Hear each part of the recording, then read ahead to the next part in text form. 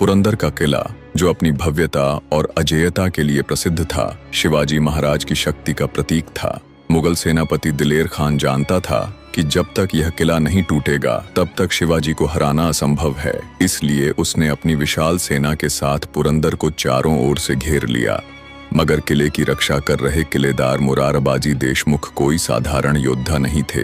उनमें अपार साहस और अटूट निष्ठा थी। उनके साथ उनके मावले भी प्राणों की बाजी लगाने को तैयार खड़े थे।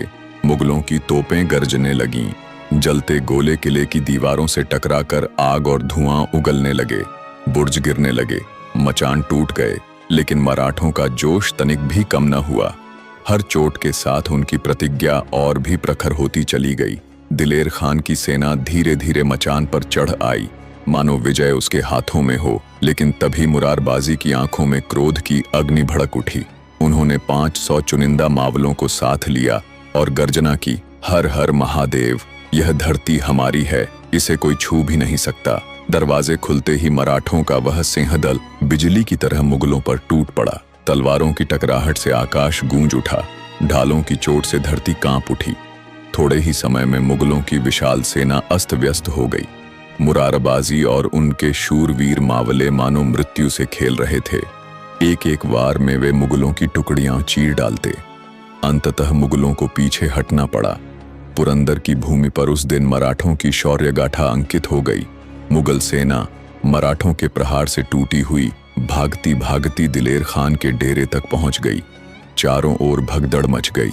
कोई घोड़े से गिर रहा था, कोई जान बचाने के लिए भाग रहा था। छावनी में अफरा तफरी का तूफान था। इसी बीच मुरारबाजी और उनके सिंह से मावले तूफान बनकर मुगलों के डेरे में घुस पड़े। हर तरफ तलवारों की चमक, ढालों की चोट और चीख पुकार गूंजने लगी। मुरारबाजी मानो यमराज बनकर शत्रुओं पर टूट पड़े।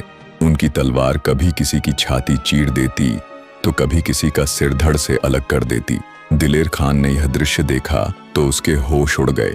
वह तुरंत अपने हाथी की हौदे पर चढ़ बैठा, लेकिन सामने उसे वही ज्वाला दिखाई दी, मुरारबाजी। मुगलों ने चारों ओर से घेर लिया, फिर भी मुरारबाजी का पराक्रम थमने का नाम नहीं ले रहा था। तभी दिलेर खान गरज कर बोला, रुको।